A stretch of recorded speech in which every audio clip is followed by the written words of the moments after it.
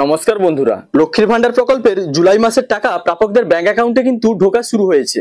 নতুনরা নাকি পুরানো বেনিফিশিয়ারি এই টাকা পেলেন তার তথ্য প্রমাণ সহ ভিডিওটিতে জানাবো।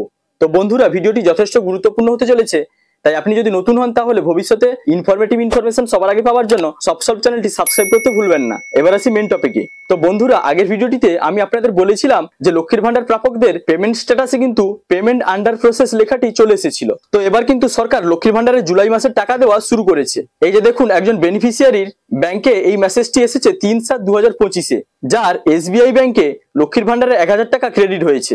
আপনারা জানেন এসবিআই ব্যাংকে টাকা ক্রেডিট হলে কিন্তু এমন মেসেজ মোবাইলে আসে।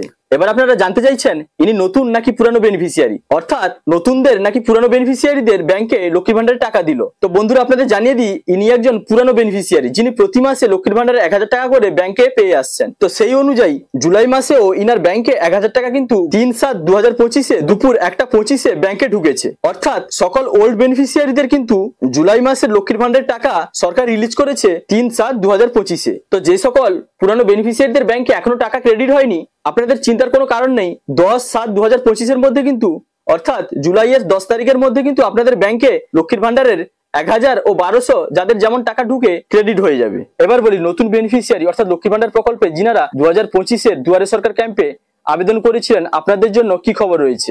আপনাদের সবকিছু কিন্তু ঠিকঠাক থাকা সত্ত্বেও ফাইনাল সাবমিটেড লেখাটি এসে আর কোনো পরিবর্তন আসছে না। তো বন্ধুরা, নতুনদের টাকা ছাড়ার ব্যাপারে কিন্তু এখনো পর্যন্ত কোনো ঘোষণা আসেনি সরকারের তরফ থেকে। তাই আপনাদের অ্যাপ্লিকেশনে যে ফাইনাল সাবমিটেড লেখাটি শো করছে সেটাই কিন্তু এখন থাকবে। টাকা ছাড়ার ঘোষণা করার পরে আপনাদের স্ট্যাটাসে কিন্তু নতুন পরিবর্তন ও আপডেট আসতে শুরু করবে। তবে তা কবে সে কথা সরকারি ঘোষণা না হওয়া পর্যন্ত নির্দিষ্ট তারিখ কিন্তু জানানো সম্ভব নয়। তবে 2026-এ যেহেতু ভোট আছে, তাই আশা করা যাচ্ছে 2026-এর মধ্যে, অর্থাৎ ভোটের আগে কিন্তু যিনারা লক্ষ্মীর ভান্ডার প্রকল্পের নতুন বেনিফিশিয়ারি আছেন, আপনাদের কিন্তু টাকা দেওয়ার সম্ভাবনা প্রবল আছে।